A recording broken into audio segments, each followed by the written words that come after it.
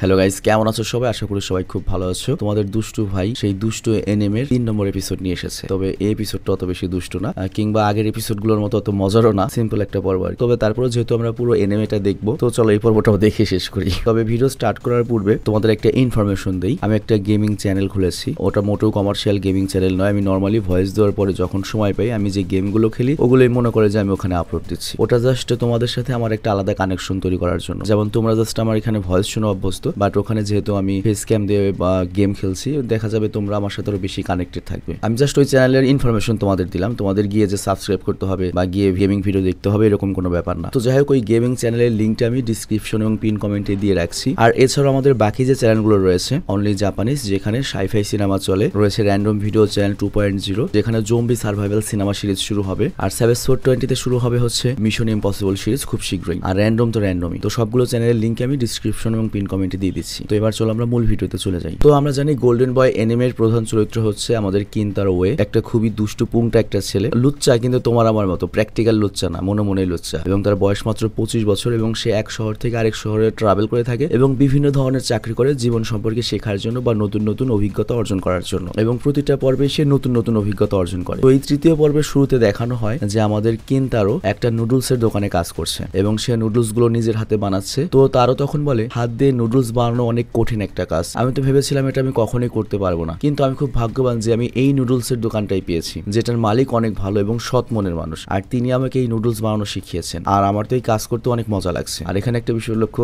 এখানে যে তোমরা রেস্টুরেন্টে দেখবে চীন, জাপান, কোরিয়াতে ঠিক এই টাইপ রেস্টুরেন্ট। নগদ মনে করো যে মোটা টাইপের এক ধরনের নুডলস বানায়, দুই ধরনের নুডলসই আছে আর কি, মেশিন আছে ওদের কাছে। মানে আমাদের দেশে রুটি বানানোর আগে যেমন এরকম আটা ছেনে রাখে, ওরকম ওদের দেশে আটা ছেনে রাখে, মেশিনে দিয়ে নগদ করে কি তোমার নুডলস বানিয়ে খাওয়ায়। তো যাই হোক, এরপর দোকানে অনেক কাস্টমার আসে আর কিনতারও সকল নুডলস নিজের হাতে বানায়। বাট তখন একটা কাস্টমার চিৎকার করে বলে ওঠে, এটা কেমন নুডলস দিয়েছো? হ্যাঁ, কেমন পেস্টের মতো দেখাচ্ছে, কোনো 9 বছরের বাচ্চা তো আবার এই নুডলস বানায়নি। আর তখন দোকানের মালিক সেই লোকটার কাছে যায় এবং ক্ষমা চায় এবং বলে, আসলে আমাদের নতুন যে বাবুর্চি এসেছে ওর মধ্যে অনেক গুণ রয়েছে, তবে সমস্যা হলো নতুন, ওর একটু সময় লাগবে ওর রান্নার দক্ষতাটা প্রমাণ করার জন্য। আর ততক্ষণে আমরা দেখি এই দোকানের মালিকের মেয়ে নারিকো চলে আসে। মানে বুঝতেই পারছো এবার তোমাদের মজা দেবে এই মেয়েটা। তো যাই হোক, ওই মেয়েটি তার মাকে বলে, আজ আমার ক্লাস বাতিল হয়ে গিয়েছে, তাই আমি তাড়াতাড়ি চলে এসেছি। তো এরপর যে কাস্টমার দোকানে এসে অভিযোগ করছিল যে নুডলস ভালো হয়নি, সে বলে, আমাদের ছোট্ট নারিকো চলে এসেছে। বাট নারিকো তখন উল্টো তাকে বলে, বাহ, আমাদের মিস সিকানরাও প্রতিদিনের মতো আজকে নুডলস খেতে চলে এসেছে। তো যাই হোক, এরপর নারিকো কিনতারোকে বলে, আমি তোমার ঘরে সাজিয়ে রাখার জন্য ফুল নিয়ে এসেছি। তো কিনতারো তখন মনে মনে ভাবে, ইস, এই মেয়েটা কত ভালো। তো যাই হোক, এরপর নারিকো মিস সিকানটাকে বলে, আচ্ছা আপনি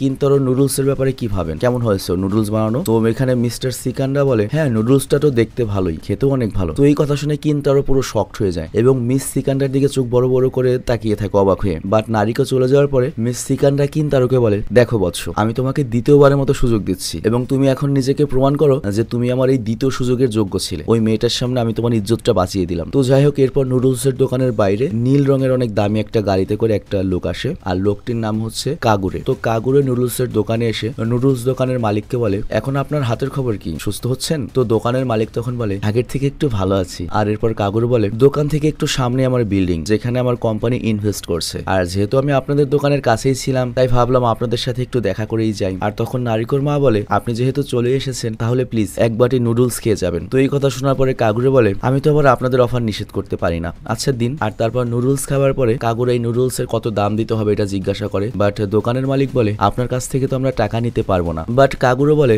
আপনি টাকা না নিলে আমার তো অনেক খারাপ লাগবে। বাট দোকানের মালিক তখন বলে, আপনার কাছ থেকে যদি টাকা নেই তাহলে আমাদের আরো বেশি খারাপ লাগবে। তো আমরা বুঝতে পারি না ঘটনা কি হতে পারে, বড়লোক বলে তেলা মাথায় তেল দিচ্ছে। তো যাই, এরপর কাগরে করে কি দোকানের মালিক আর নারিকোকে বলে, তোমাদের একটা ইনভাইটেশন রয়েছে, তোমরা চাইলে আমার সাথে আমাদের কোম্পানির জাহাজ দেখতে যেতে পারো। অ্যাকচুয়ালি যে জাহাজটা আমাদের কোম্পানির ব্যবহার করে সেটা এখন বন্দরে এসেছে। তো নারিকো তখন কাগরেকে বলে, আই মিন ওই রেস্টুরেন্টের মালিকের মেয়ে, আমাদের নিয়ে গেলে আপনার আবার বিরক্ত লাগবে না তো? কাগরে বলে, না, বিরক্ত লাগবে কেন, বরং আমার খুশি লাগবে। তো এরপর কাগরও যেতে থাকলে নারিকো করে কি পেছন থেকে এসে বলে, স্যার আমি আপনাকে অনেক ধন্যবাদ দিতে চাই, কারণ আপনি আমাদের জন্য অনেক কিছু করেছেন, বিশেষ করে সেই দিন যেদিন আমার বাবার গাড়িতে অ্যাক্সিডেন্ট হয়েছিল। আর যদি আপনি সেদিন ওখান দিয়ে না যেতেন এবং সময় মতো আমার বাবাকে হসপিটালে না নিতেন তাহলে আমার বাবা হয়তো আজকে থাকতো না। আর তখন কাগুরে নারিকোর হাত ধরে বলে, দেখো, আমার বদলে সেদিন ওই রাস্তা দিয়ে যেই যেত সে অবশ্যই আমার মতো কাজ করতো, তোমার বাবাকে সহায়তা করতো। তো যাই হোক, এরপর কাগুরে যাওয়ার সময় বলে যায়, আগামী রবিবার আমাদের আবার দেখা হবে। নারিকো বলে, ঠিক আছে, আমি অপেক্ষা করব। তো যাই হোক, আমরা যেমনটা জানি তারোর সাথে যাদের দেখা হয় সে তাদের কাজ, সম্পর্ক এবং ব্যবহার সবকিছু নিজের নোটবুকে লিখে রাখে। আর তারপর সন্ধ্যায় তারও তার তার নিজের নোটবুক লিখতে শুরু করে। আর তখন নারিকো তারোর ঘরে একটা ফুলদানি নিয়ে আসে, আর ফুলদানিতে নানা রকমের ফুল ছিল। তো তারও তখন সেই ফুলের নাম অনুমান করতে থাকে,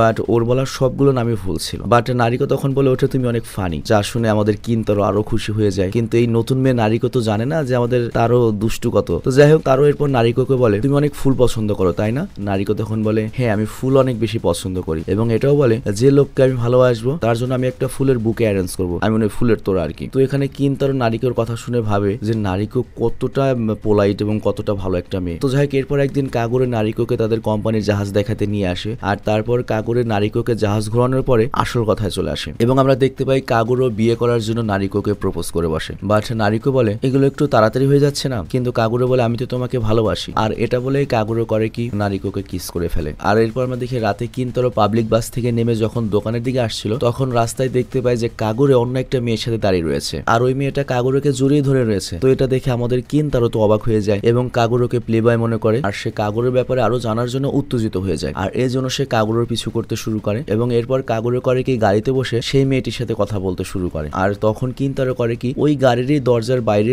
নিচে বসে ওদের কথা শুনে এবং ডায়েরিতে লিখতে শুরু করে। তো মেয়েটি কাগরোকে বলে আমরা কি সত্যি সত্যি আমাদের বিজনেস শুরু করতে পারবো? কাগরো তখন বলে হ্যাঁ, প্ল্যান তো ঠিক মতোই চলছে। আমি নুডলসের দোকানের মালিকের মেয়েকে কিস করে ফেলেছি, আর এরপর যখন আমি রুমে নিয়ে ইউজ করবো তারপর তো আমার সেক্সি বডি ভুলতেই পারবে না, আর তারপর ওকে আমি 1 মাসের মধ্যে বিয়ে করে ফেলবো। আর বিয়ে করার পরই আমি ওদের জমি এবং নুডলসের দোকান নিজের নামে নিয়ে নেব, আর তার 6 মাস পরে আমি মেয়েটিকে ডিভোর্স দিয়ে দিব, আর তারপর সেখানে আমি একটা নাইট ক্লাব এবং বার খুলবো এবং তোমাকে আমি সেখানকার ম্যানেজার বানিয়ে দেবো। তো এটা শুনে মেয়েটি বলে বাহ কাগরে, তুমি তো অনেক চালাক, কিন্তু ঘটনা হচ্ছে তুমি তো আবার ওই মেয়ের সাথে 6 মাস থাকবে, প্রেমে পড়ে যাবে না তো? কিন্তু এই কথা শুনে কাগরও রেগে যায়, আর তখন নারিকোকে ছোট করে অপমান করে বলে তোমার মাথা ঠিক আছে? ওরকম একটা কুৎসিত ফকিন্নি মেয়ের জন্য আমি পাগল হয়ে যাব? তুমি আমাকে এই কথা বলেছো না, আমি তোমাকে এই জন্য মাফ করবো না। কিন্তু তখন ওখানে কিনতারো দাঁড়িয়ে যায় এবং সে রেগে কাগরোকে বলে আপনি এতক্ষণ যা কিছু বলেছেন এটা কি সত্যি? কাগরো তখন বলে বেটা তুই কে? বাট তারও তখন বলে আমি হচ্ছে কিনতারো, নারিকোদের নুডলসের দোকানে আমি কাজ করি। তো কাগরো তখন বলে তার মানে তুই এখানে দাঁড়িয়ে আমাদের কথা শুনছিলি? হ্যাঁ। আর এর উত্তরে আমাদের তারা বলে হ্যাঁ, আমি এখানে বসে আপনাদের সব কথা শুনছিলাম। আর দেখুন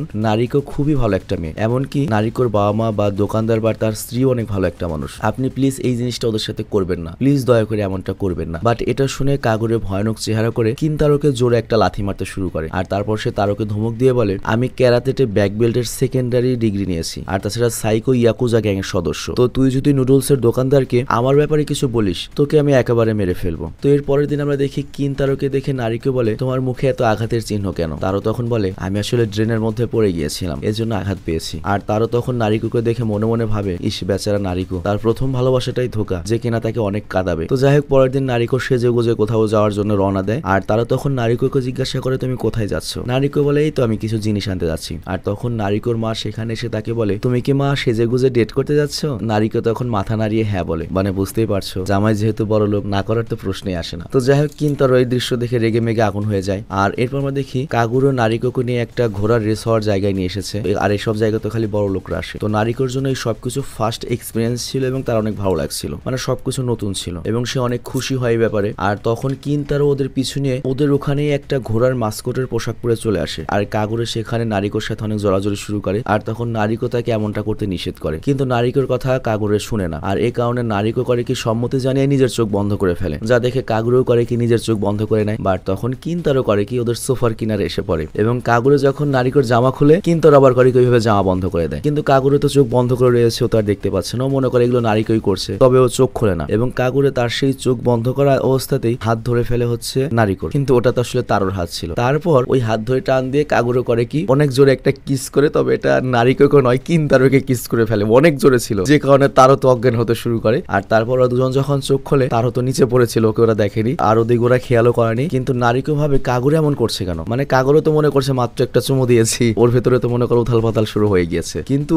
কাগুরের এমন ভাব দেখে নারিকো ভয় পেতে শুরু করে এবং নারিকো বলে আমি বাড়ি যেতে চাই। আর কাগুরে তখন অবাক হয়ে বলে শালার, ওকে আমি এত কিছু করলাম, এত জোরে কিস দিলাম, তারপর ওর কিছু উঠলো না, তারপর ওর কোনো কিছুর ভাব হলো না, এটা কিভাবে হতে পারে? এত এক্সপিরিয়েন্সড মেয়ে নাকি এটা? আর পরের দৃশ্যে দেখানো হয় তারও বিছানায় শুয়ে রয়েছে, আর নারিকো সেখানে এসে বলে মিস্টার কাগুরে আমাকে বিয়ের জন্য প্রপোজ করেছে, তবে তার এই প্রপোজের জবাব আমি এখনো দেইনি, কারণ আমি আমার বাবা মায়ের বৃদ্ধ বয়সে তাদেরকে একা ছাড়তে পারবো না। বাট তারও তখন এটার উত্তরে বলে কাগুরে কিন্তু অনেক খারাপ লোক। কিন্তু এটা শুনে নারিকো অনেক রেগে যায় এবং বলে আমি ভেবেছিলাম তুমি হয়তো আমাকে বুঝতে পারবে, কিন্তু না, তুমিও অন্যরকম। আর মন খারাপ করে নারিকো সেখান থেকে চলে যায়। আর পরের দৃশ্যে আমরা দেখতে পাই তারও আবারও গিয়েছে হচ্ছে কাগুরের কাছে এবং তাকে বলে প্লিজ স্যার, আপনি দয়া করে নারুকোর এবং তার পরিবারের সাথে এরকম করে চিটিং করবেন না, ওরা অনেক ভালো এবং অনেক বোকা লোক ওরা। আর নারিকো খুবই ভালো, খুবই সৎ একটা মেয়ে। বাট তখন কাগুরো বলে, কি বললি সৎ? সেদিন ওকে আমি এত জোরে কিস করলাম, তারপর ওর কোনো কিছু অনুভূতি হলো না, আবার বলছিস সৎ? ও তো ভাড়াটের মেয়ে, 1 নম্বরের খারাপ মেয়ে। বাট তখনই নারিকো পেছনে থেকে এই সব কথা শুনতে পায় এবং কান্না করতে শুরু করে। আর তারা তখন দৌড়ে করে কি কাগুরের গার্লফ্রেন্ডকে ধরে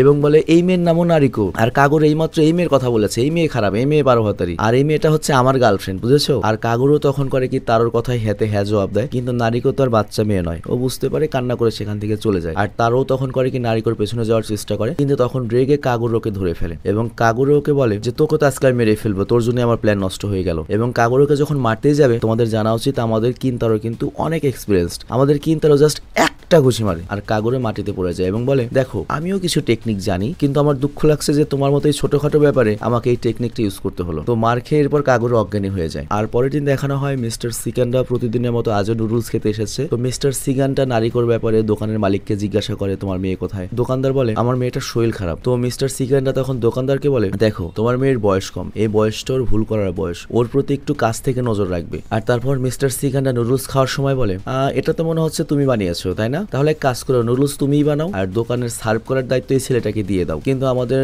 কিনতারো বলে, না, যেহেতু উনি ঠিক হয়েছেন, আমি আমার সামনের জার্নিতে যেতে চাই, মানে এই এলাকা ওর ছাড়বে আর কি। তো যাই হোক, পরের দিন সকালে কিনতারো বের হওয়ার সময় নারিকোর সাথে তার ঘরে দেখা করে। আর নারিকো বলে, আমি তোমাকে ভুল বুঝেছিলাম, আমি তার জন্য তোমার কাছে ক্ষমা চাচ্ছি। তারও তখন বলে, তুমি দয়া করে ওসব চিন্তা করো না। এবং এখানে দেখা যায় নারিকো অনেক সুন্দর একটা ফুলের তোড়া বানিয়ে নিয়ে এসেছে। আর নারিকো বলে, এই ফুলের তোড়া আমি তোমার কথা ভেবে বানিয়েছি, আর আমি কি বোকা, আমি বুঝতে পারিনি তুমি গোপনে এতদিন ধরে আমাকে রক্ষা করে যাচ্ছিলে। তুমি যা করেছো তা যদি না করতে, তাহলে হয়তো আমার সাথে অনেক খারাপ কিছু হতে পারতো। আর তাই এই ফুলটা আমি তাকে দিতে চাই, যে আমাকে সঠিক সময় মানে এমন করে লজ্জা আর কিছু বলতে পারে না। আর তারও তখন নারিকোর মুখের কথা কে নিয়ে বলে, ও এই ফুলটি তুমি তার জন্য বানিয়েছো যাকে তুমি ভালোবাসো, তাই তো? মানে সঠিক সময় সঠিক মানুষের জন্য, যাকে তুমি ভালোবাসো তার জন্য।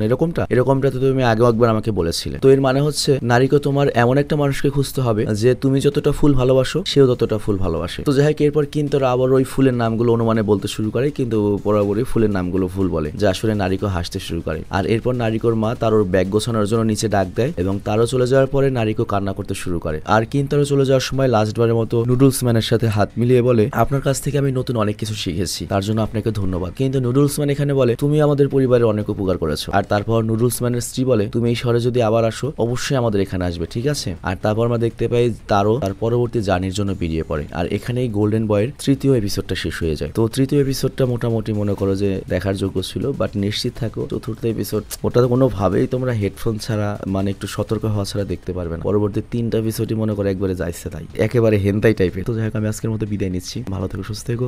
আর ভিডিও শেষ করার আগে আমি আবারও মনে করিয়ে দিতে চাই আমার নতুন যে একটা গেমিং চ্যানেল তৈরি করেছি, পিসি গেমিং চ্যানেল, সেই চ্যানেলটার ব্যাপারে। আর এটা এমন একটা চ্যানেল, এখানে তুমি একবারে টিভি সিরিজ বা সিনেমা দেখার মতো একটা মজা পাবে, পুরো সিনেমেটিক ফিল পাবে। এই গেমগুলোর এত সুন্দর স্টোরি হয়ে থাকে, আমি যখন গেমগুলো খেলবো তো মনে হবে তুমি নিজেই গেমগুলো খেলছো, মানে অন্যরকম একটা ভাইব পাবে। এবং আমাকে যারা কখনো দেখোনি তারা এই গেমে দেখতে পাবে আমাকে, কারণ এই গেমে আমি ফেস ক্যাম দিয়ে গেম প্লে রেকর্ড করেছি। তো আমি তোমাদেরকে রিকোয়েস্ট করবো অন্তত 2-3টা পর্ব ধৈর্য নিয়ে দেখার জন্য। আর এখনো পর্যন্ত মাত্র একটা পর্ব সেখানে আপলোড হয়েছে, তো প্রথম পর্বটা একটু তোমরা ধৈর্য নিয়ে দেখো এবং কমেন্ট করো কেমন হয়েছে, এরপর আরো কোন ধরনের গেম তোমরা চাও সেটাও কমেন্টে জানাবে, ঠিক আছে? তো আমি বিদায় নিচ্ছি। আর গেমিং চ্যানেলটা অবশ্যই ঘুরে এসো, ডিসক্রিপশন এবং পিন কমেন্টে আমি লিঙ্ক দিয়ে দিয়েছি।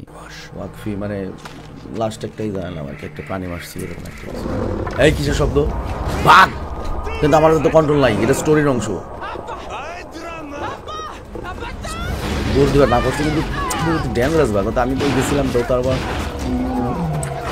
টু ডেঞ্জারাস ভাই, এটা তো একবারে ডেঞ্জারাস রে ভাই, মানে প্রাগাদেশ। ও আমাদের বস ডেলসো তো অ্যাটাক করছে, মনে হয় শেষ ডেলসো বাঁচা নেবে আমাদের এবার। তারপর আমি হাতে টাকার কি করব, পিছনে তো নিচে তো ভাই খারা পাহাড় ভাই, মরতে হইব ভাই, এটা তো কোনো লক্ষণই নাই। ও পাহাড় এই থেকে বাঁচার জন্য পাহাড় থেকে লাভ, বাট আমার হাতে এখনো কন্ট্রোল না, এখনো গেম স্টোরি মোডে চলতে, গেমের স্টোরি মোডে ভাই। লেটা বেটা সাবারি গিরগিরে, একবারে সাবারি গিরগিরে গেম শুরু হয়ে গেছে।